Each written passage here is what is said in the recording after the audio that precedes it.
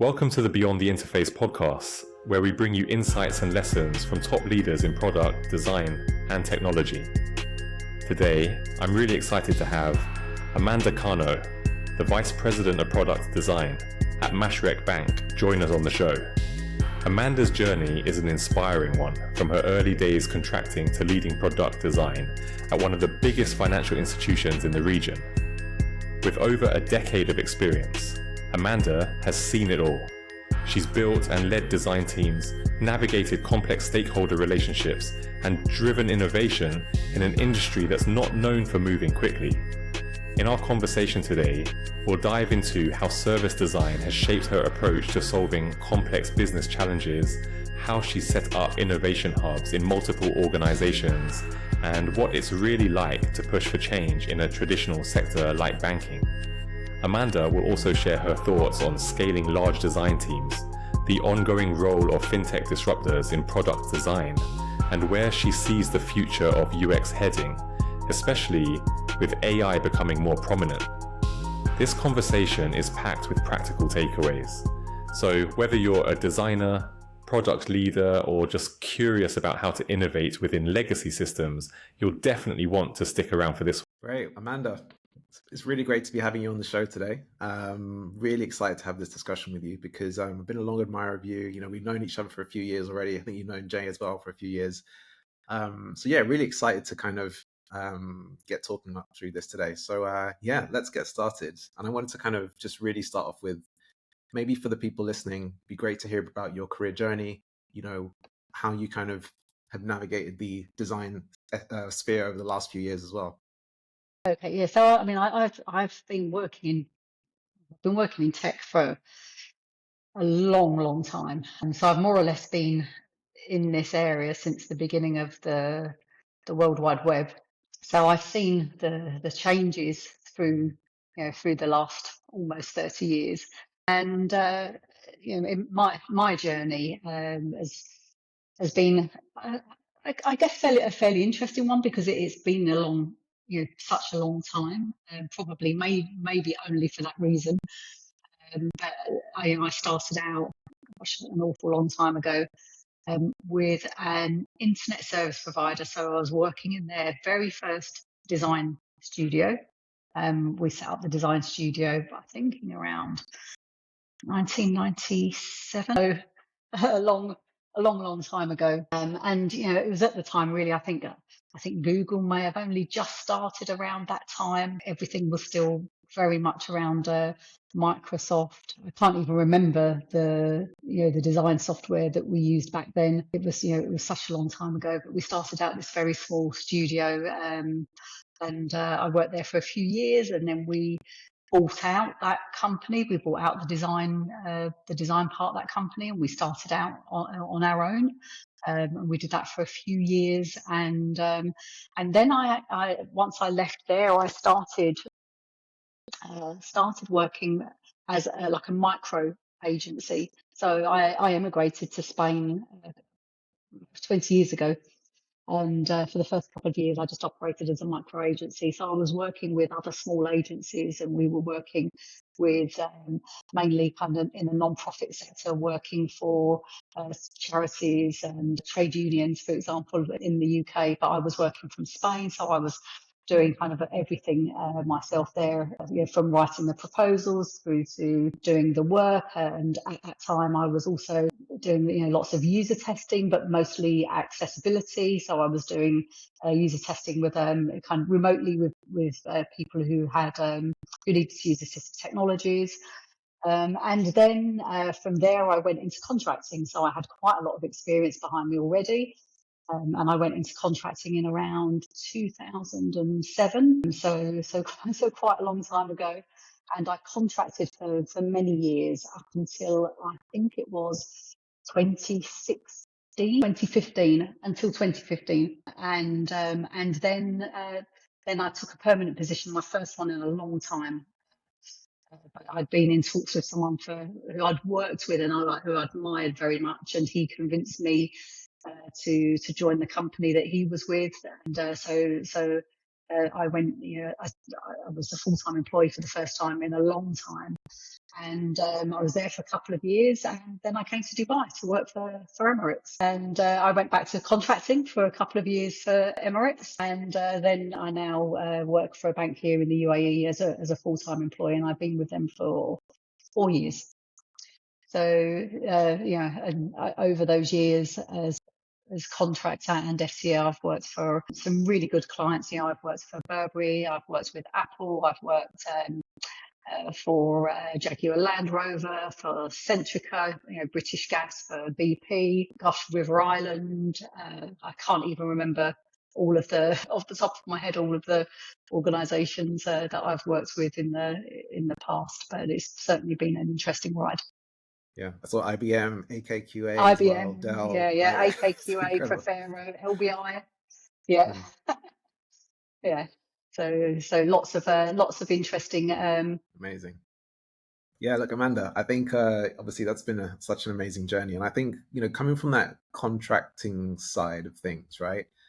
Would you say that's, how do you feel about kind of contracting versus being in-house? Because I know you've done a bit of both, but the majority of your background has been contracting. Yeah, it probably is just about the majority has been contracting. It's more, it's sort of kind of almost coming up to equal, I think now. But contracting versus in-house, it really depends who you're contracting for and what that contract is. Most of my contracts, or many of them anyway, were with agencies. And contracting with agencies, I think, is always a really interesting place to be. I mean, working with agencies anyway is very, very dynamic. There's always a lot going on. You get to work with lots of diverse organisations when you're working with agencies. Work is it's a faster pace. I think people are it's almost like they're running. Client side is very often a slower pace, so you might be working on an individual project for a fairly long period of time. So generally, I think it's a little more involved when you're client side. You get to dive a little bit deeper. But when you're contracting on the agency side, you go kind of wide, and it's a little bit like that when you're working full time as well for an organisation. You often get to go deeper, especially if you're working full time client side. You really, really get into the weeds of the problems that you're trying to solve. You've worked across agency, contracting, product side. How have each of these experiences helped you kind of along your career? Every role that I've had and every company that I've worked for and every brand that I've worked with, I've learned something new. And that's something that I think, that when you're contracting, because I contracted in Europe and mostly in the UK, actually. And in the UK, as a contractor, you can't work for a company for more than 2 years. Otherwise, they have to regard you as a full-time employee. So you don't want that, and they don't want that. So there is that cap, and in fact, many of them will cap it a year. So it does mean that you spend, that there's going to be an end coming to it quite soon. But every job that I've taken on, I've learned something, and it might be learning some leadership techniques. It might be learning something around the software that they're using. They don't always use the same software, or they certainly didn't. But back then, it was definitely a bit more diverse in the software that people were using to do design back then.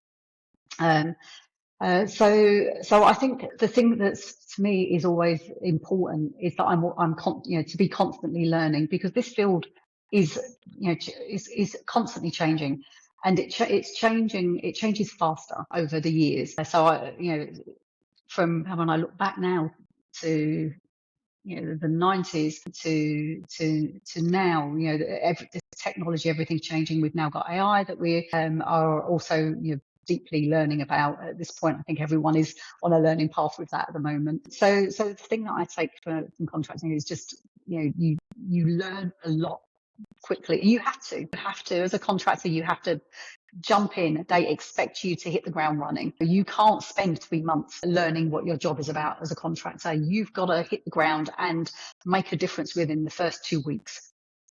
So you have to be able to, you've got to have a learning mindset. And without that, If you don't have a learning mindset, you're not really going to do very well as a contractor. Yeah, and I totally get that, and I think that learning mindset, even in just, I think for designers in general, right, people in our industry, you've really got to have that mindset, right? Because, like you said, all the new technologies, whatever we're working on, even the tools we use are constantly changing, So yeah, having that learning mindset is so crucial, and being able to self-learn as well, right, is another big factor. As a contractor, yeah, especially when you're contracting, you can't rely on the organisation that you're working with to educate you. That's your responsibility. It's up to you to keep ahead of the game. It's up to you to learn all of the new technologies or the new methods that are coming into play. So and if you don't self-educate, if you don't keep learning, you're very quickly going to find that you're not going to be able to get that next contract. And look, Amanda, we should probably talk about, you mentioned a lot of companies you worked at previously. We didn't actually talk about where you're working now, right? So you're currently VP of design for Mashreq Bank, right, which is a huge bank here in the United Arab Emirates. Obviously, this is a role where you actually have been there for a few years, right? So this is no longer a contracting role. But how did you find that transition and kind of moving into that particular? Because the banking sector is a whole other beast in itself, isn't it? Yeah. But look, every role that I had previously, I went into a new industry, more or less. So I've worked across all of the industries that really, I think maybe I don't think I've done hotels. I think that's one I haven't done. So again, it's that learning mindset. So going into the banking industry as a full-time employee, it didn't feel like a big shift because, as I said, I've had to, every industry that I've gone into, every role, I've had to learn not only about the organisation that I'm working with, but also, and the industry, because you're jumping from one industry to another when you're contracting. So it wasn't it didn't feel like a big leap to me to come into, to banking. I took it in exactly the same way as I would have done for any contracting role. So I very quickly had to learn about the industry and the organisation that I was working with. And it wasn't my first management role. I think maybe a lot of people think that when you go into contracting, you don't really get a career path, but that's not true either. You just have a little more control over your career path as a contractor. So I went into Mashreq with that same mindset of learning. That's very interesting. You mentioned a few things kind of previously around your attitudes and having that kind of always learning kind of mindset, right? I'm guessing as a contractor, you have to do that because you're constantly switching context from organization to organization. But that transition from contracting to going product side, do you feel like that gave you an advantage compared to, say, someone who would have been coming into the banking sector already product side? That makes sense. And because you're able to maybe start a lot faster or can hit the ground, make impact a lot quicker. Yeah, as I said, when you contract, you have to be able to make a difference within the first 2 weeks. If you don't show that you have that aptitude for the role that you've just stepped into, in Europe, certainly they can, you'll be removed from that role quite quickly because they need someone who can come and make a difference very quickly. That's why they've got you in. And I think it just becomes second nature after a while. You just take that attitude into your next role. So regardless of whether it's contracting for an agency or for client side, or whether it's working full time for an organisation such as Mashreq, then you take that same attitude in, and you have to learn quickly. And I think just having that background of contracting gives kind of it didn't frighten me to go into a complex area where I hadn't had a background in that industry. For example, I think as designers, we take our discipline with us anyway wherever we go. It's just that you're learning a new industry. It's interesting as well because a lot of people come into organizations for the first time and they might follow that 90-day kind of rule or kind of playbook where your first 90 days you want to kind of do X, Y, Z to eventually make an impact by your third month. But your point of view and perspective is to accelerate that to the first kind of 2 weeks. So is there like a specific framework or playbook that you're following, maybe consciously or subconsciously that you might be able to, kind of guide listeners who are keen to make an impact, an early impact at an Uh, organization? No, I don't have a specific kind of playbook that I follow. The around the making impact, as I said, the 2 week rule is, I think, as a contractor, I think many people probably wouldn't think that way, especially if they're going into a leadership role. And as you said, there's what will you achieve within the first 3 months, and then what are you going to do within the at the 6 month point, because it's at the 6 month point that you start to make the changes that you want. But I think what contracting has given me is the ability to learn very quickly about the industry that I'm stepping into, and then to know what it is that you need to do quite quickly to be able to make that impact. Now it depends on the impacts and the changes that you want to do. So making cultural changes, of course, is much more difficult. Now, as a contractor, that's really not where your interest lies. You're going to be there for 1-2 years at the maximum. As a contractor, you're really not going to be somewhere for more than a couple of years. So making big cultural changes is not where you're going to be focusing your energy. You're going to be focusing your energy as a contractor on what you can do that's going to visibly make a difference quite quickly. But I think you compare that same attitude with going into an organization and thinking about the cultural changes, or maybe the wider team changes that you want to make, that you might do on a longer term. So you don't have to have like a one strategy, and you can use both of those, I think, together, and I think it can be quite powerful. Yeah, I can see that. I think it's like you said, Amanda, it's like almost like choosing the right strategy at the right time. Like, once you get in there first, you got to accelerate, get that first win, and then obviously you start thinking about some longer term strategies as you go on, right? Yeah. Yeah. And it depends on the role that you're coming into. You're coming in as, if you're coming in as an IC, for example, then you're really going to be thinking about, those specific changes that you're going to be making, either to the design, the UX that you're working on. If you're coming in as a team manager, then you're going to have different things that you're going to be focusing on. Yeah. And Amanda, speaking of learnings, right? Because for me personally, I've worked on a few fintech projects, but I've never fully worked for a bank, over a long period of time. But I've heard some of the stories, right? What were some of the key learnings that you've learned about the banking sector? I had the opportunity to work for banks much earlier than I did, which I turned down at the time. Back in the UK, I was offered a contract with Barclays and also one with Lloyds, and there's been some others that I can't remember now, and I didn't take them up at the time because I had this misconception, and I now know that it's a misconception. I had a misconception that it wouldn't be very interesting. And it really was a mistake to to think that way, because, and I don't know if this is just Mashreq, but Mashreq's an extremely dynamic organization. I mean, I don't really want to speak. I can't really speak for Mashreq itself. I can just speak about how we work as a design team, I think, at Mashreq.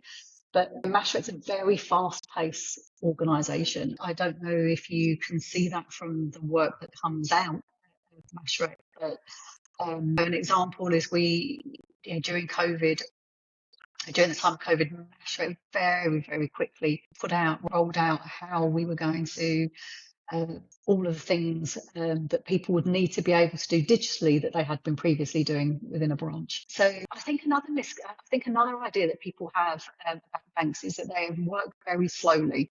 Now, that might be the case, I think, at some banks, but it's certainly not in the experience that I've had.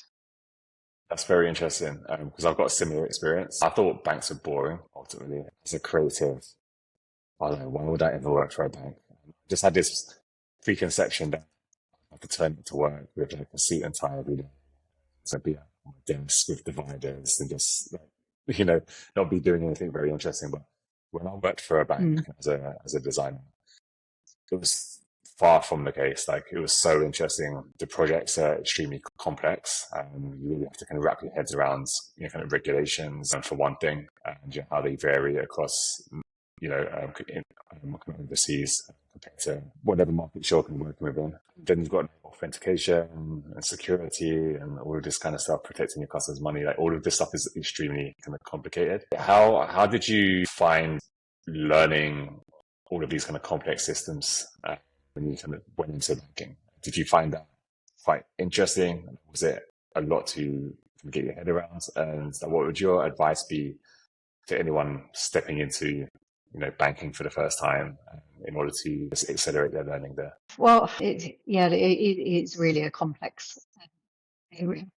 And, as you've said, understanding those rules and regulations. So anyone, stepping into this is, there will be people that have been working there for a long time who really have all of that information that you're going to need. So make those connections, listen to the people that you're working with, and really kind of make use of those people that have been doing this for a long, long time. But, an industry is like banking is so complex. I've been in this for over 4 years now. And, I feel like I'm still learning. I still learn something new every day. Yeah, and those stakeholders piece, Amanda, right? Like, I know what you mean, right? People that have been in that area a long time and might not always fully understand, what we do as design, because they're used to some legacy systems, right? Or they maybe operate on a slightly different side of that system that you'll touch. They don't always see the customer facing side, right? Any frustrations that you've had to address, or any kind of like things that you can think back of that you've addressed in the past around that? No more than that, I'd say, than any other organisation that I've worked with, as either as a full-time employee or as a contractor over the years. Dealing with stakeholders. I mean, there's such a different, wide variety of stakeholders, and you're absolutely right. People don't always understand what design. Generally, people, and I know that you'll have experienced this as well, everyone who's been in design for long enough experiences this. People generally think it's just the gloss on the top, making it look pretty. But you in order to change the way that stakeholders think, you have to involve them in your process. You can't just tell people what it is, because they're not engulfed in their daily work themselves. I think people generally don't have a lot of time to think about what it is that you're doing, or the process that you need to go through. So you have to show people, I think. So, if you want to change the way a stakeholder thinks about design, if you want to show them that it's not just the painting colours over something and making it look nice, then get them involved. I mean, if you're dealing with stakeholders anyway, you should be involving them in your process. You need their knowledge in order to be able to deliver something that really does work for the organisation and for the customers. You need to involve those stakeholders that have got the knowledge of the business behind them. So involve them in your process, involve them in your discovery, get them working with you closely, and that's how you change people's perceptions of design. Awesome. I think I love the whole idea of kind of showing and not telling, and to kind of get people involved. What is your kind of approach to kind of getting someone or kind of a team kind of more involved in kind of what design are doing? Do you have any like examples that you could share as to how you can manage to kind of get people involved in the process and just change their minds in? Yeah. So the whole kind of discovery sprint is a good place to start. Now, everyone's working in Agile. Very few people, unless we're doing user experience for a bridge, or the designing the layout of a building, then you're going to be working in Agile. And so get them started, get them working with you at the beginning. It's not just, when we're doing discovery, it's not just really learning about what the customer needs. You also have to understand what it is that the business needs to achieve as well. So bring those people into your discovery sprint, create a structure where they get some benefit for it, and where they can see that benefit. You start them at the beginning of your process. So just keep them involved along the way as well, as much as possible. If you have people that you're constantly fighting against, if you can get them involved and get their buy-in at the earliest possible stages, then it's going to be easier throughout your whole process with them. Yeah, I totally agree, Amanda. And I think bringing them in the discovery phase particularly, right? I mean, some of the techniques that you use, like kind of workshops that you've kind of invited them into, or would you say it's more at the end of the output that you're kind of bringing them in, or are you doing it end to end? Depends who the stakeholder is. It depends what they are. So we do discovery sprints, Mashrek, and we involve the people throughout the sprint that have the knowledge. So we'll invite different people to various workshops. You have your discovery team that's working across, and that's not just made up of designers. We have products in there as well. And then there are other people who get invited to the daily reviews who don't necessarily contribute throughout the day, but it's important to keep them involved so that they are helping to make key decisions every day. So, just have an end of day review, involve your key stakeholders who are not going to be participating constantly through the day. Make sure that they're aware, just keep it a very short 30 minutes so that you have their time. And then you have their involvement from that beginning and they feel like they're involved. So even though they might not necessarily be doing the work of your discovery sprint, they're involved in the decisions throughout. So, look, regardless of who the stakeholders are, you can find a way to get their involvement through. How long does a discovery sprint usually last, and what are the activities involved? It depends. We've done really small ones that have been 3 days. It could be a month. We usually try to keep them fairly small and cap them at about 2 weeks. So we try to, if we're biting off something really big, then it could several different discovery sprints over a period of time.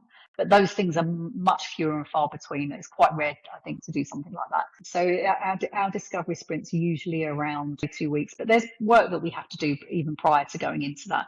So you might be doing desk research, for example, prior to going into a discovery sprint, and you would have all of that ready so that when you start your sprint, you can hit the ground running. Nice. And Amanda, look, I think I've worked in a few places where teams don't always fully understand the discovery process. They are working agile, but maybe they don't kind of do that discovery first, right? They're kind of optimizing on things they currently have. So it's quite a new process to them. Have you kind of ever had to set that up in an organization you've kind of gone into? Yeah, of course.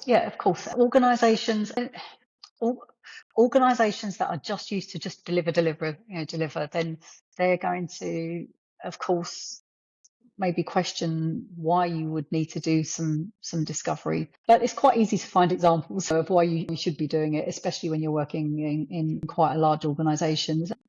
We started doing discovery sprints only fairly recently in MassRec, in the format that we have now. But when I started working at IBM, that's really where I really learned a lot about discovery sprints and how they should be structured. That was a really great, IBM was a great learning environment for that, and I've taken those learnings with me everywhere I've worked since then. Yeah, I know they're really big on that, and I know they have some frameworks as well that they use there at IBM, right?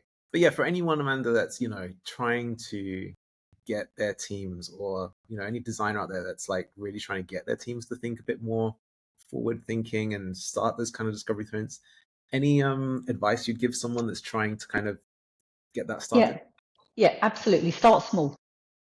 You have to show the value, right? So start with something small. And if you're taking something small, if you're trying to convince your organization that this is the thing that you need to do, if you try and bite off something too big to start with, then the likelihood is that they'll push back, and you're going to find it very hard to do that.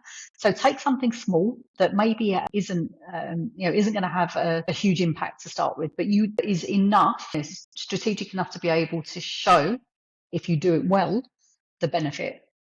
So, and that's what you need to do to bring your organisation along. Look, when I was working, so I contracted long time ago, many years ago, and when I was there, they had quite a large design team. I think there were around 30 designers, 30 or 40 designers there at the time, and we were working in a very waterfall way. We spent months on these huge documents that no one would read, and then there would be constant changes through this, and it really felt at the time, I just felt this intuitively felt this really wasn't the way that we should be working. And I'd looked a little bit into lean at that point. I think lean had just started around that time, so I asked my manager at the time, Jonathan Ma, who if we could maybe experiment with lean on this one of these projects that I was working on. And because it was a small project and because it was low risk to do it, he said, yeah, absolutely go ahead and do that. So we did that. Within months, we had something that had been researched, designed and agreed with stakeholders and was ready to go to development. Now for Centrica at that time, that was very, very fast. And then that just showed that we could change the way that we were working. We didn't have to continue working in the way that we'd been working previously. And so over the next few months, we turned it around so that we were at Centrica, we were working in that way from then. Really, all of the projects started to move into that way of working. So take something small, get the agreement of the your manager and the people that you're working with, and make a good job of it. If you don't, then you're not going to move forward. But then what do you do in terms of, so you've gone through your discovery sprints, that you've chosen something small to work on to kind of demonstrate some impact. How do you go about communicating that impact to the business to, gain further buy-in for future projects? It really depends on what it is that they're looking for. So at Centrica at the time, what we were looking for there was to really get away from this long, arduous process that we were going through that would take months and months to get something, even a design document, done and out the door. And so we, just for that, specifically for there, the benefit was that we were able to do something very, very quickly and get it out to developers in a very short time frame. So the benefit for that one was very clear. If you're looking, if it's a different kind of benefit, you really need to know what it is. What is it that you want the outcome to be? What is it that you're trying to prove? If you don't know that at the point that you're starting out, then you're very likely going to fail. Right, so you have to be really clear about what it is that you want to be able to demonstrate. What is it that if you're trying to change the way that an organization is working and change the way that processes are working, you have to know before you go in what it is you're trying to demonstrate on the other side. And it's the same when you're it's the same as picking up a research piece, for example. You need to know what questions you want answered. And that's the same if you're trying to bring in a new process, if you're trying to do something new within an organization, you need to know what questions you want answered, what it is you're trying to prove before you start. Yeah, I totally agree, man. It's like, what's the outcome we're looking for, right? Mm. And it's funny, I feel like when I've kind of worked with teams and things like this, you realize that even the business doesn't always know what outcome they're trying to drive, right? Which is, then it kind of opens up a whole new way of thinking for them as well, And how do you, and I guess, Amanda, one of those, in terms of whole new ways of thinking, I know that a big area that you're quite big on is, innovation hubs, right? I know you've done a few of those. I know you've kind of worked on driving change with workshops and new kind of ways of thinking. Can you tell us a bit about your past in that?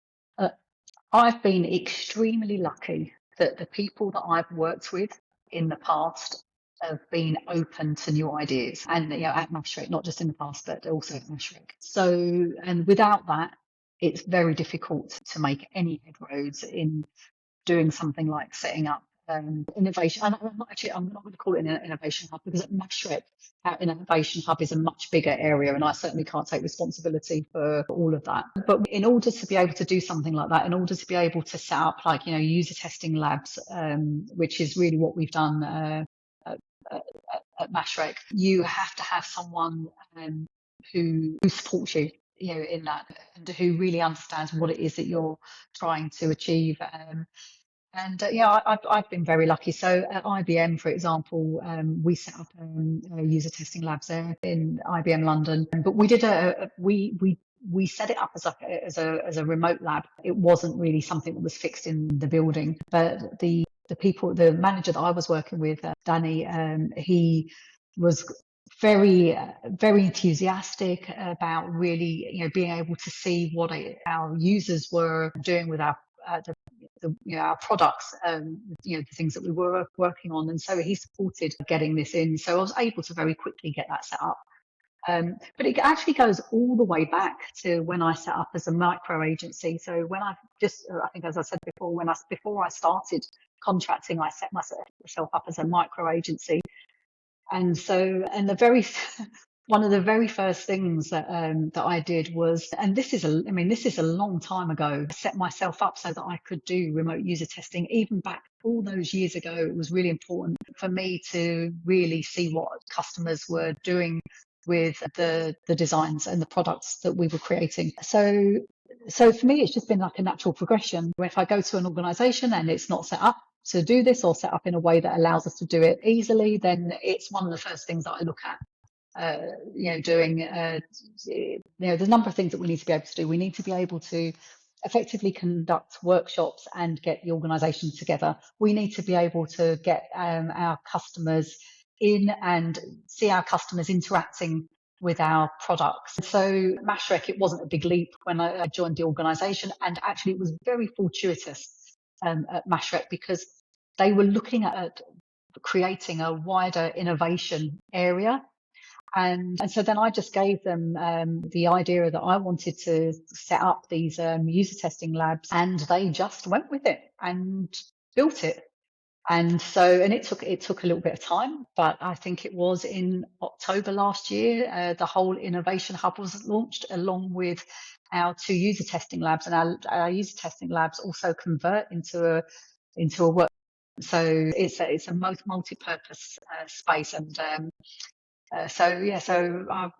that's working with Mashrek to help create that has been really a great joy for me.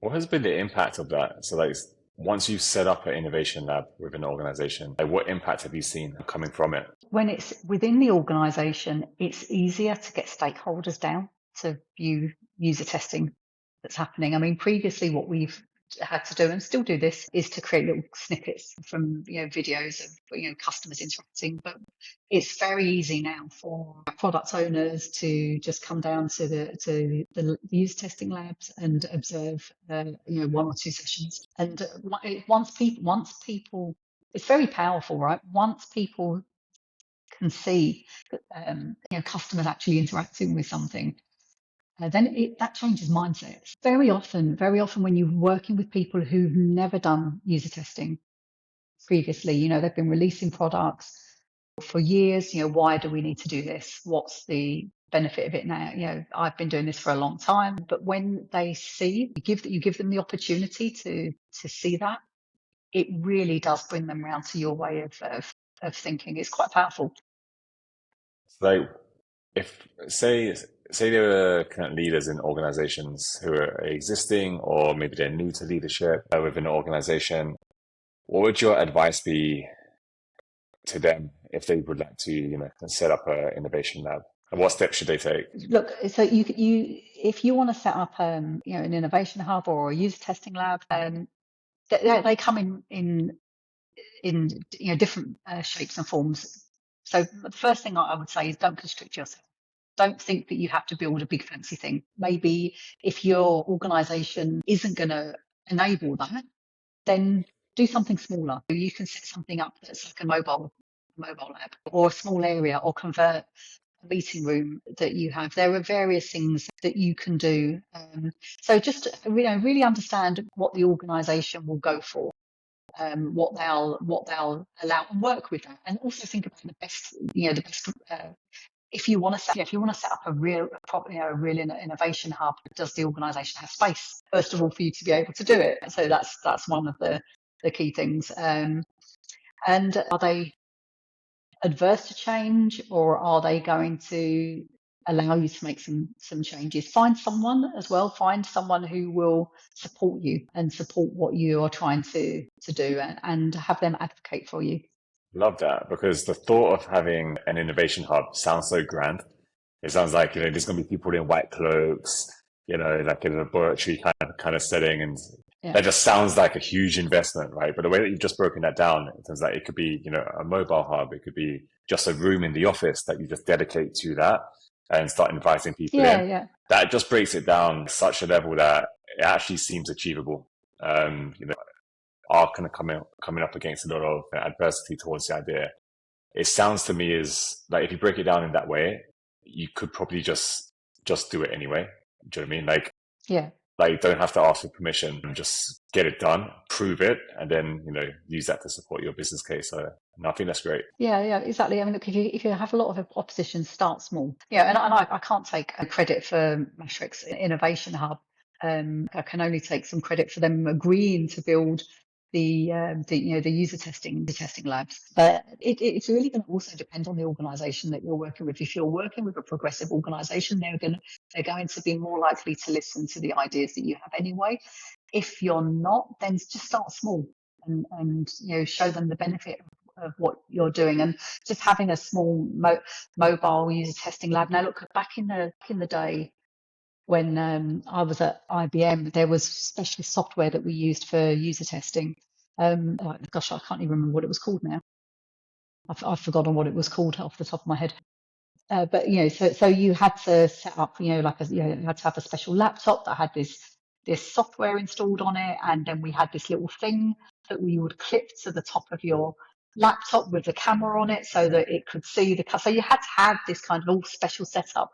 But now you don't need that. Now there's you can just get a small look back license, and so you just need to have a laptop with a camera now.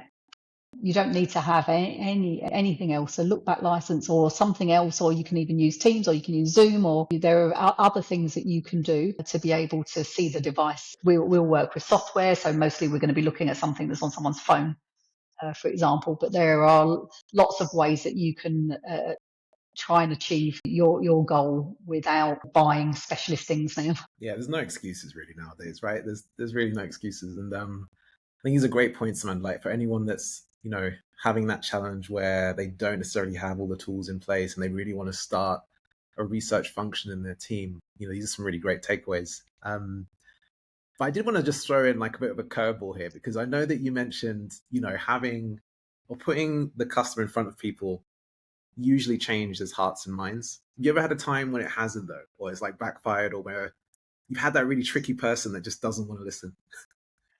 Yeah, of course. We've all come across people like that, but I think they're quite rare. They're all there. If you've been doing this job long enough, then yeah, of course I don't need to know I know my customers. I don't need to test something. There's always that attitude, and you're not going to change you're not necessarily going to be able to change everyone's mind, but you don't necessarily need to, right?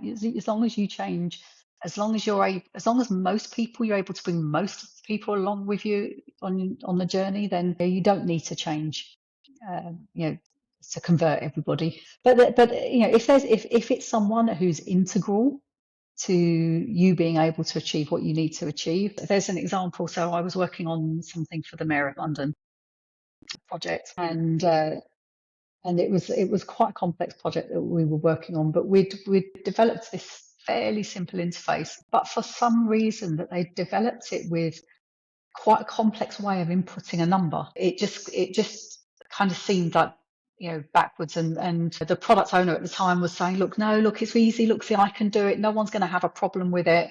And so we had some user testing planned anyway, so we did the user testing, and we could see that everybody had a problem with it. And so we cut out the videos, and we sat him down, and we said, okay, watch this guy. And so this guy did it, and he said, yeah, but that's just one person. I don't believe it. None of us had a problem with it. So then we showed him the next one, and then the next video. And I think after about the third one, he was like, okay, yeah, I get this now. This really is a problem. So don't rely, if you're trying to convince someone, don't rely on just one thing. You have to really be able to demonstrate that, there's an issue. And I think, and after that, I don't think we ever had to kind of convince him in the same way again. The best one for me is it doesn't matter how many customers you test with or speak to, you get that stakeholder that's like, we need to test it more to prove that this is a thing. You can even you can test with 5 and they'll say, we need 10. You get to 10, we need 100. You get to 100, we need 1,000. And then they just keep moving the goalposts kind of further and further. You always come across these kind of characters. I am very interested to kind of find out from you. You've experienced a lot of change within banking over the last, I think, kind of 4 years. You even said at Mashreq, when COVID hit, you started pivoting towards moving everything digitally. Where do you see the banking industry going? Like what are the, I guess, kind of next maybe big innovations in the banking sector from your perspective? Well, of course, it's going to be integrating AI into banking, but that's the same for everything, right? But that's because look, there's been a lot of things that have come along over the last 30 years, that have, since the dawn of the World Wide Web and the internet, which basically has given us, the jobs that we have.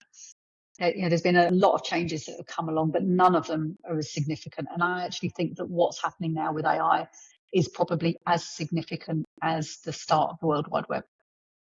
So the World Wide Web, when that came in, that changed the way that we work. It's changed not just the way that we work, it's changed lots of industries, gaming, various other industries have completely changed due to this, and industries coming up because of it as well. But AI, I think, is certainly the most significant that's going to change the way that we work. It's going to pivot. It's going to, in the same way that the internet and the World Wide Web has changed the work, that AI is going to do the same. It's going to launch us in another direction. I think we don't necessarily all know exactly what that's going to be just yet, but I think, so for banking, and the same as every other industry, how you work with that, and what uses you make of it is going to be, of course, the next thing. I think everywhere, that's what everyone is thinking about. I tend to agree with the whole AI piece. I mean, I've seen it firsthand when I was working in design at a bank a few years back. We introduced for the first time. I think we were one of the first in the UK to do it in 2018. We saw huge gains when it came to like personalization, defraud, thing. And those gains were massive at the time, and now the technology has advanced, maybe 100-fold. It's going to be interesting to see how banks can leverage that power and that level of access to information. Is there anything specific to you that really frustrates you in banking generally that no one has solved yet, or they're not doing particularly well to solve at the moment? Not really. No more than any other industry. Look, every industry that I've worked in has got its peculiarities and things, that are frustrating. The most frustrating thing for me, probably, all of the rules and regulations that you have to abide by when you're designing, and really understanding all of those. And some of them you kind of think, well, why have we even got that? So that's probably, but then of course banking has to be heavily regulated. You have to have those regulations there to keep people's money safe, and people need to feel safe when they're banking. And having those kind of regulations can sometimes make it feel like it can be difficult to get some decisions made, in the direction that you want to go. So probably that's probably the most frustrating. But then also, of course, you have to understand that those rules and regulations, they're there for a reason. So you have to find ways to work with them. Do you find it particularly difficult working within those constraints? Because, from a design perspective, some people might think, they're going to stick with kind of more kind of e-commerce or kind of more advertising based or marketing based kind of companies and products, because they've got freer reign in terms of like their creativity. Like, do you think like banking blocks your creativity and innovation, or do you think these constraints enhance it and make you think a bit more deeply about it? No, they don't block it, the innovation at all, I don't think. What you in fact, they do force you to think creatively. So how do you, if you can't do something in a particular way because there's a rule and regulation around it, then you have to think about what can you do instead. If there's a goal that you're trying to to reach, something that you're trying to get to. So how can you do that instead? So you can think about these things as being, blockers if you want, but then you're really blocking your way of thinking if you do that. Within banking, you're going to have these things, so you just have to think about ways that to work with them. How can I achieve what I'm trying to achieve maybe in a different way? And there's lots of come out of these rules and regulations. You look at what banks are doing in terms of security, and it's a really interesting area to be working in and solving problems for. And I guess, Amanda, as well, like one of the things that I always found, and I think it's a great space to be in now, fintech, because you've got all these smaller organizations disrupting the space a little bit, right? So where you've had maybe regulations that have been holding the bigger banks back, you almost then see these smaller kind of organizations start changing the way we do things, which sometimes creates a bit of a ripple effect, right, to the bigger banks. How have you kind of dealt with that landscape of, seeing these new kind of products or services coming in from these different smaller fintechs and having to maybe adopt those or kind of figure out ways to stay ahead of the curve? So if a fintech comes up with a new feature or something that's new, you'd have to evaluate: is it something that works for you and your customers? Not everything will. Not everything would be the right thing to think about bringing in. But yeah, I mean, there are, if it's a fintech, won't necessarily have to abide by all of the banking regulations that a bank has to abide by. So there might be some things that they can do that you can't do. But then you have to think about, of course, how do you serve the customers that you have? How do you understand what they need? And if they do need something similar to that, how can you potentially bring something in that would serve them, but also still abide by all of the rules and regulations that we have? You mentioned, I think that's kind of very interesting points about, kind of be able to kind of work within the regulations, and then constraints could actually kind of amplify your creativity, and kind of problem solving. When it comes to problem solving, like you've built up your career over the last kind of 30 years or so. So I'm guessing you would have built up quite a strong intuition as well. I'm just kind of wondering, this conversation has been very kind of research focused, and UX as an industry has really, kind of doubled down on kind of research being integral, especially when getting buy-in to new projects, etc. But do you think intuition plays a role? Like, do you think we can lead with intuition, or do we always have to just lead with research? Just interested for your view. No, look, no. So, look, intuition comes from experience, right? So you'll intuitively know if something will work or not if you've worked on lots of similar things and over time. So I think if you've got a lot of experience in an very often you'll have you'll intuitively know what will work and what won't work. So absolutely. But I think you have to be careful separating out intuition and opinion, right? So because what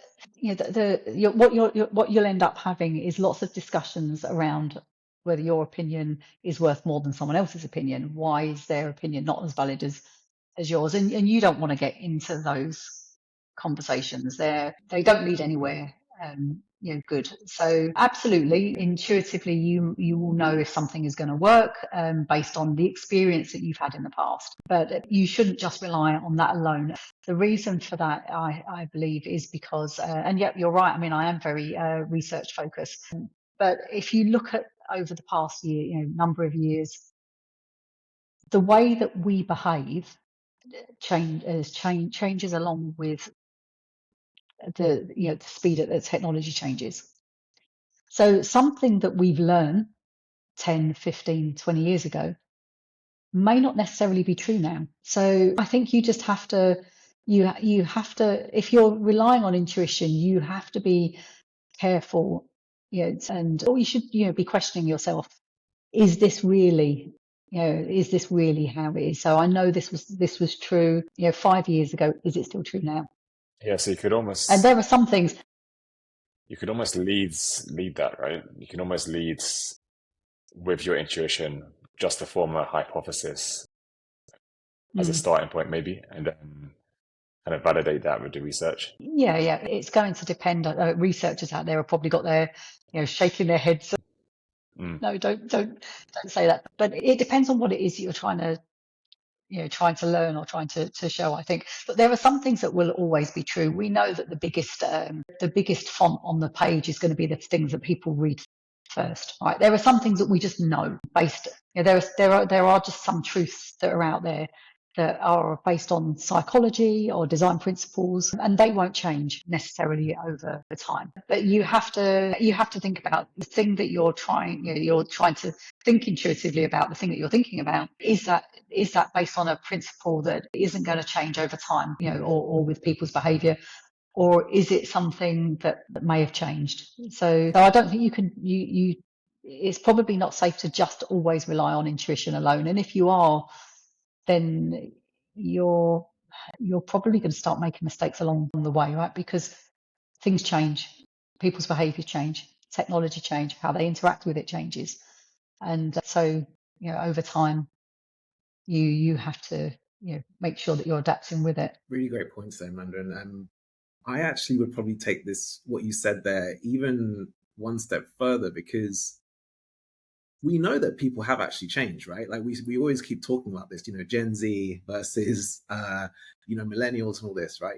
I think the behaviors have actually changed. So designers can't actually rely on some of those old school methodologies we were talking about, right? Like the way that people interact with products. And you should always probably keep evolving, right? You should always kind of keep looking at your users. How do you keep your team engaged on the new types of customers that are coming up? How do I keep them engaged with the new types of customers that are coming? Well, look, I mean, they're not really new types of customers. They're still just customers. But the way that they interact with the product will, change over time.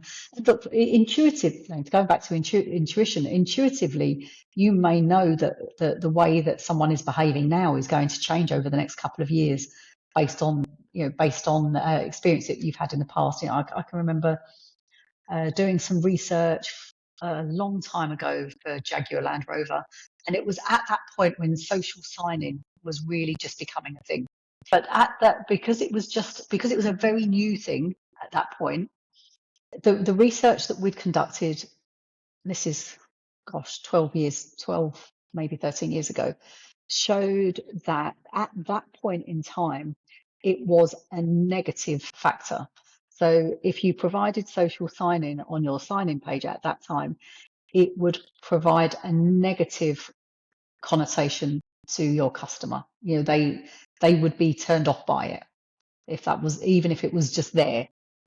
But we knew intuitively that the more people see something, this intuition based on experience, the more people see something, they come across it in their daily lives, the more used to it and the more accepting they get of it. So that negative impact was a truth at that point that we did that research, but it was no longer a truth a year later. So I'm not sure that I answered your question now. I feel like I kind of went off on a tangent, but your customers don't change. The way they think changes, but they're still your customers. If you make sure that you are getting customers in and talking to them regularly, you're going to witness those changes. 100%, 100%. Yeah, I mean, I dropped that intuition question because it's something I've been thinking about kind of quite a lot, kind of recently, because I'm kind of thinking, there are certain patterns and behaviors that, it's just kind of part of human nature and kind of human psychology that have been kind of consistent over time. And it's just identifying which behaviors are the ones that are actually kind of evolving, and you need to kind of tap into and, kind of track, and which ones you just, kind of have in like a repository somewhere that you can just like put into and just like cross-reference and think, oh yeah, that's how people think when it kind of comes to these kind of things. I just find that very interesting. In terms of like your users, and you mentioned about regularly staying in touch with your users or your customers, how do you do that? And like how frequent should be engaging with their customers?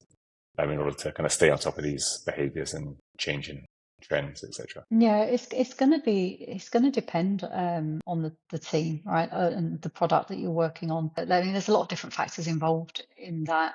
Mashrek, we do a lot of work with customers. Probably every couple of weeks, we have customers in, and we're talking to them at least every couple of weeks, I think. So it's very regular. And then, but there's different types. There's different types of research that you'll be doing with customers. You're going to be doing research with products. You're going to be really understanding how they would use something that you're designing. So that's user testing on something that you. But you also may want to talk to them without doing user testing. Interview customers to understand their attitudes around certain subjects, and we do that as well. Or you might need to do a market research study to understand about the market. So you'll do different things at different times. When you're going into a new market, you need to really understand attitudes and behaviours of that market. If you don't, then there's very possibly you're going to approach that market in the wrong way. And markets can behave in very, very, very different ways across all of the different industries. But you may not do continuous market research studies. You might do a big one when you go into a new market, and then you might do some every couple of years or so, just to see if attitudes and behaviours are changing. But if you're shipping products and you're shipping them regularly, shipping features regularly, you should be talking to your customers as regularly as you're shipping those features. And I know you're big on research, Amanda, and I think you've got quite a large team as well, right? That you kind of work with. How big is your team? Mashrek's got a good sized a design team. So, but we're not just in the UAE. Our design team is across India and Pakistan as well. We've just got a couple of other people. So we've got probably around 40 designers working for Mashrek across the various regions. So and we're broken up into in kind of different skills. So we only hire UX designers, but we do think about the skills that we need to hire for, because I don't really believe in the whole kind of overall generalist product designer ethos that's very much the mantra these days. I do believe that there are generalists who are good generalists, absolutely. But I think to have a fully rounded team, you need to have people who are also specialists in certain areas. So we've got people that are specialists in visual design, service design, UX design, research, copywriting, for example. Nice. I wanted to kind of highlight that point you mentioned there, Amanda, because I know that the world is heading towards this product designer role, right? You mentioned that you like to still keep those individual specialisms, right? How does that process then work for you? Like, how do you get your team to collaborate throughout the process? You know what I mean? Because how does that work? Yeah. So I haven't gone as far as having people who are just do UX design or service design, who just do UX design or service design. Because ultimately the way that we work it's the agile way of working that has moved design into the direction of the product designer. Because when you're working with an individual squad, for example, imagine if you're a contractor, you've joined and you've just started a new contract, and you're going to be working with a specific squad, and you're the only designer in that squad, then you're going to have to be able to cover all of those functions. You're going to have to be able to cover UX design, visual design, and probably research as well. But the problem is, if you have, if you're working for an organization, for example, they might have lots of squads. They might have, lots of designers that work with those squads. But if everyone is just a generalist, then you're probably going to be putting out a fairly mediocre product, I think. And in order to really elevate a product, you have to also have people within your team that are really good at one of those disciplines. So, For example, we might have a designer, they still have to be able to do some of the UX part of it. They need to have an understanding of it, but they might be a really specialist visual, really good specialist visual designer. And then what you do, of course, is you pair them, or you have within your team, you get people working together that naturally can support each other's skill sets. Nice. Yeah, I think that makes sense because when you say that, you do have to have those specialisms, right, Amanda? Like, because if we don't, like you said, you do come up with a bit of a subpar product. But how do you make sure? But how do you make, like, when we talk about this, hiring that talent?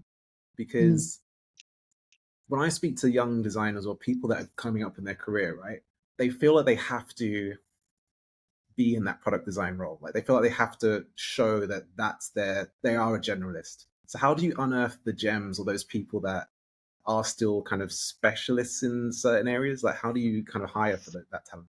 Yeah, I mean, look, the first thing is you need to know what you need within your team, right? So you need to know the shape of your team. I don't know if you've spoken to, or if you've got a plan to speak to Jason Mezu at all, but he's done some really interesting work on the shape of a team, and really understanding those skills within your team and where you're lacking in skills within your team. So that's where you need to start. So first of all, you need to start with understanding where you need to improve the skills within your team. So if your team, if you need stronger visual design skills, then what you simply need to do is when you're hiring, when you're looking through CVs, when you're looking through portfolios, focus on the people that are showing stronger visual design skills. And when I interview people, I do ask them as well. What do they think they're stronger in? That's probably one of the first questions I do ask them, because generally people will know that they're stronger in one area than another, or they enjoy working in one, for example. So you need to know what you're looking for, and sometimes we do tweak job descriptions a little bit as well. So if I'm looking for someone, for example, if I need to have a really stronger visual designer, then we might tweak the job description that goes out so that it does focus a little more on visual design than the other aspects. But like all other organisations that work in an agile way, we do also need those people to have an understanding. I'm sure you know the idea, the theory around T-shaped versus I-shaped people. So we all need to be T-shaped people anyway. When we're working the way that we do, then we need to be T-shaped, because we, as a UX designer, so for example, I was a UX designer. So although I was a very strong UX designer, I still also needed to have a lot of knowledge around visual design, visual design principles and how it all works. About research, around copywriting. You have to have some knowledge around all of that, even though you might not necessarily be where your specialism is. But not only in your industry, within your specialism, you also need to know a little bit about how development teams work. In order to be able to do your job properly, you need to have some knowledge around all of these things, I think. So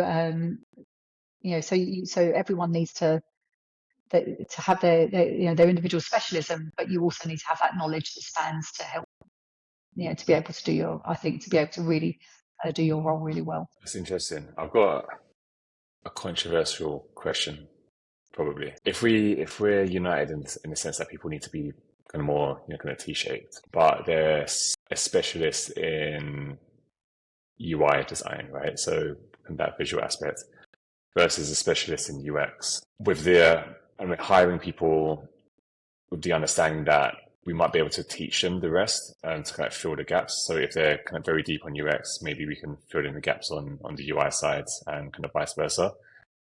Which one do you think is harder to teach? Is it harder to teach someone UX, or is it harder to teach someone the visual aspect of design? I don't know that there is one that it's necessarily harder to teach one over the other. Look, a really good visual designer has got an aptitude for visual design, right? There's something, the best designers in the world, they they haven't just learned to be really good designers. There's something within them, I think, that makes them have, they've got great style, they've got great taste, and they can translate that over to the screen as well. And for UX design, you really have to be a logical thinker. You have to be able to see through the problems.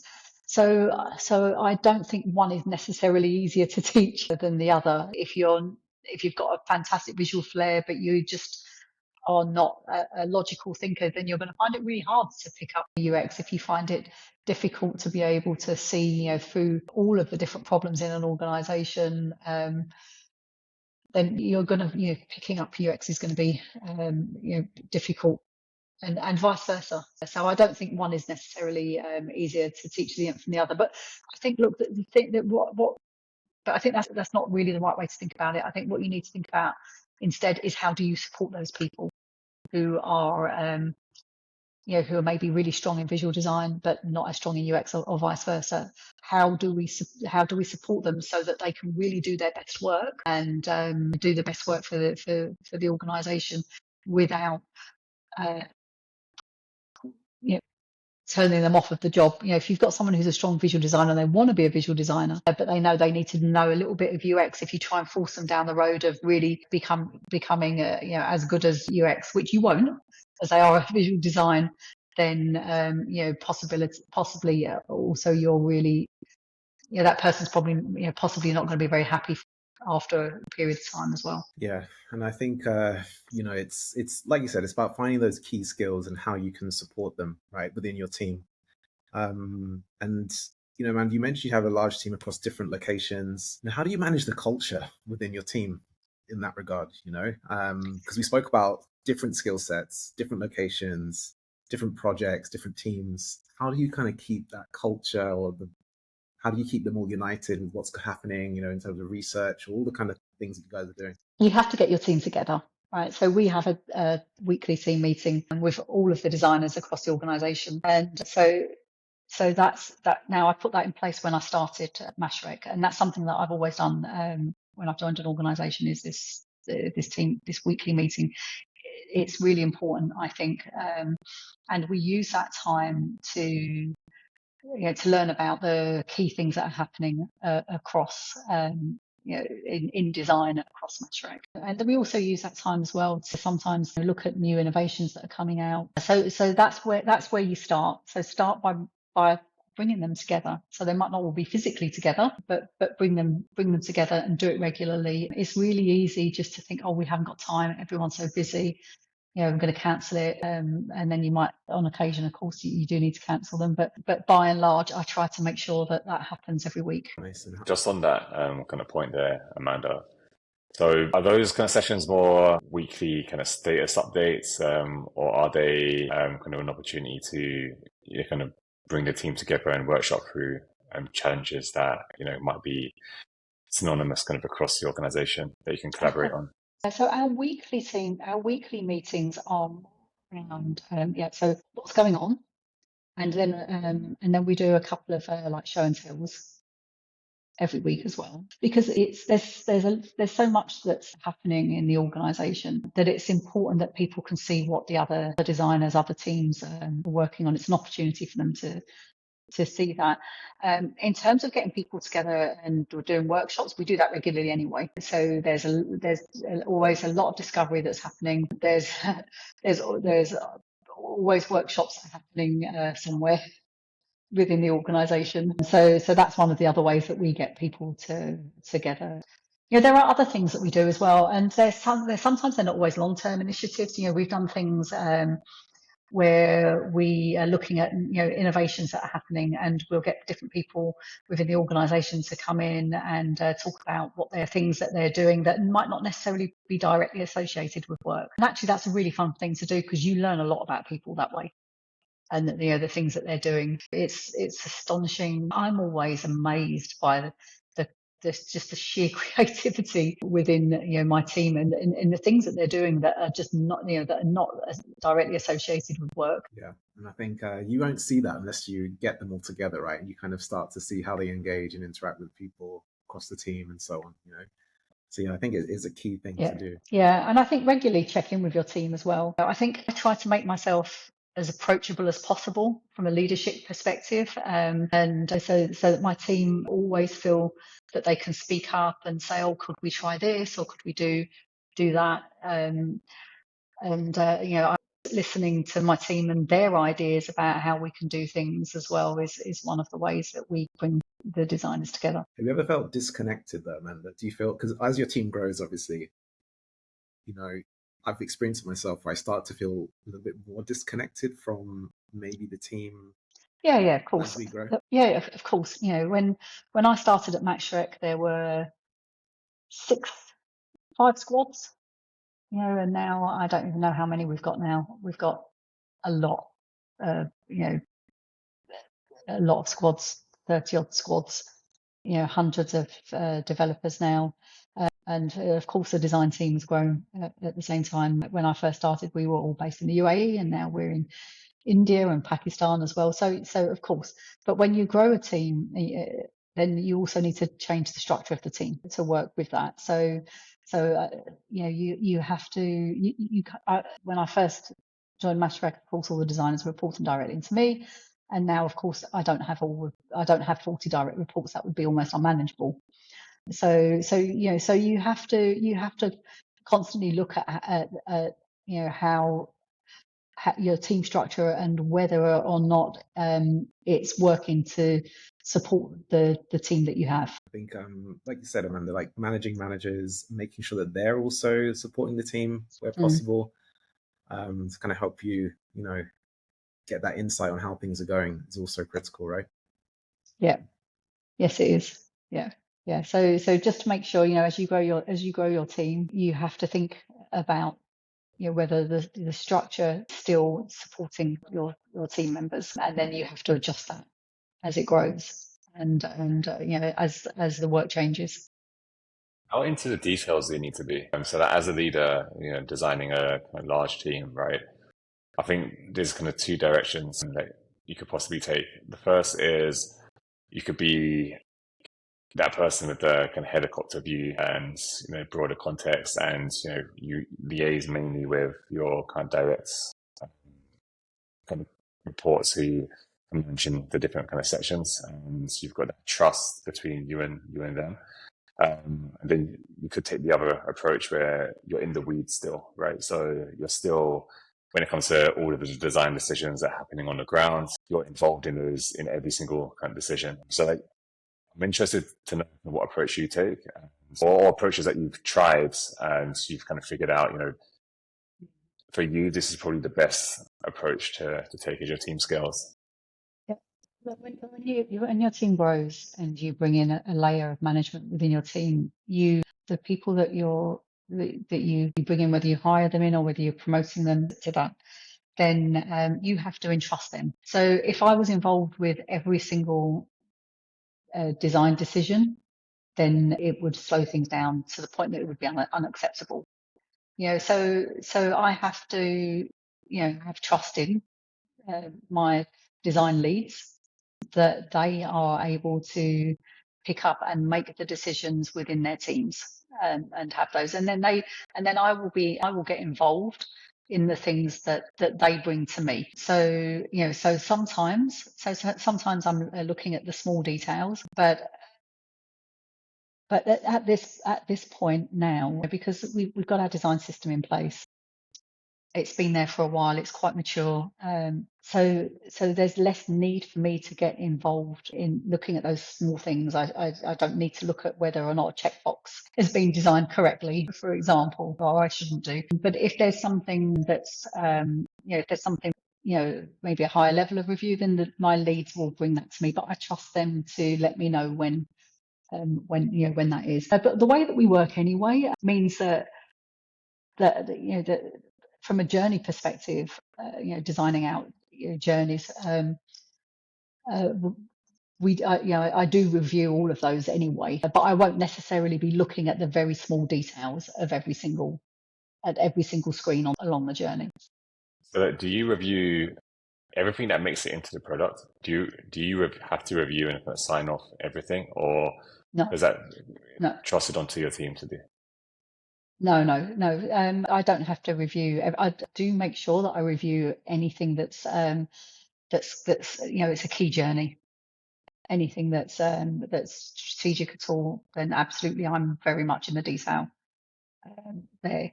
But I don't review every single thing, of course, that goes out. And as I said, look, I've got design leads that manage their teams and review the work with their teams. So they'll bring something to me once it's gone through a review process with them, with their teams, but I won't necessarily be reviewing it from the very beginning. At the point that I'm reviewing it, it's usually when the journey has come together, and then we'll be reviewing the journey as a whole. So yeah, so I guess I do review most things, but it's at the point that it's ready for my review. That it's there, that my leads are very much in the detail and doing multiple reviews to ensure that we are releasing something that's very high quality. And then I'm doing, I guess, like an overall final review with them once they've done all of that work. Yeah, no, I find this kind of very interesting as of late, because I've kind of heard a few kind of podcast conversations with Brian Chesky from Airbnb, and that he went from being very into the details, being very out of the details, and then realized that for him anyway, that things were not going to plan, or things started deviating kind of from the vision, or there were kind of nuances starting to happen, or kind of patterns of disconnection kind of occurring. So now he's brought himself back into the details, and he's like really much kind of on the ground, and kind of he feels that things are in a much better place. So it just kind of made me think about that as kind of leaders, as to, I guess, kind of how much into detail kind of should we be. I don't know if this is a right answer or not. Yeah, just a thought. I guess, look, you've got to find something that works for you and the organisation. Of course, I can't take a bird's eye view all the time. I need to know when I need to be in the detail. And as I said, my leads will bring things to me that I really need to be involved with. And if it's something new, if we're looking at new patterns or new journeys, then I'm very much involved. If it's changes to something that's like an existing journey, then I maybe won't necessarily be as involved. It really depends on what it is, but I think everyone needs to make those individual judgments. Yeah, and I think one thing that stuck with me that you said there, Amanda, which I really like, is quality. Right? It's like, I guess it's making sure that we got that quality, right? Because Yes. the quality is not there, then you need to step in, right? But then if the quality is excellent, I guess you can take a bit of a step back. Yeah, absolutely. And look, it's a fine line, isn't it? You can't become a bottleneck if every single small decision. If I was in the detail, the fine detail of every single screen that was being designed by all of those designers, then we would be very slow getting things out the door, and that would work for the business. But then also, if something isn't, the quality isn't there, that also doesn't work for the business. So it's a fine line. We have to be able to ship things that the quality also has to be there. So you have to find a way that's going to make that work. And I imagine that it's maybe different per organisation, per leader. That's there. I can imagine there, Brian Chesky, probably a little different for him because, of course, he was up there managing the organisation, right? And if you're heading a function like design, for example, then you have to be aware enough. You have to be enough in the detail that you're the authority on the design for your organisation. So I guess it's going to be different depending on the organisation. It's going to be depending on where they are. When you're starting out building your design system, you're probably going to want to be very involved in those small details. Once you have that in place, then you should be able to step back a little from that fine detail until you start to bring in changes, where you're bringing in changes. Of course, the design system is a living, it doesn't, it's never finished. There's always something that's changing. So, an example at the moment, we're looking at, I won't go into the detail of what the function is, but we're looking at a function at the moment and changing the way that works. And so I'm very much involved in the detail of that, because that's going to be a change to something that's within our design system that then it will change across all of our designs. So in that case, I'm very much in the detail. But if I was in the had that level of detail for everything, then everything would just grind to a halt, and we would have a lot of very, very unhappy product owners. Yeah, I think this is great, man. There's some really good points that you touched on there. Look, I think we wanted to just wrap up today with just a really quick question. I know you spoke about AI. I know you spoke about where you see design going, but what do you feel the future of the role or design as a function? Where do you feel like that's going? Well, look, it's been interesting what's happened over the years. When I first started out, there was one person, there was a webmaster. You had your webmaster who did everything. They did design, they did the development, they did the whole thing. It was one person, and now we have different disciplines within design and development. We saw, a divergence of the different skills, and now we're going through this convergence with the product design role. And I think it's going to diverge again in the disciplines, because I think people will understand that they really can't support a great product with just a team of generalists. So I think we will see a divergence again, those skill sets, and that convergence hasn't happened really with developers, right? So you look at a development team, they still very much have their back end developers, they're different front end developers, based on the different languages that they develop in.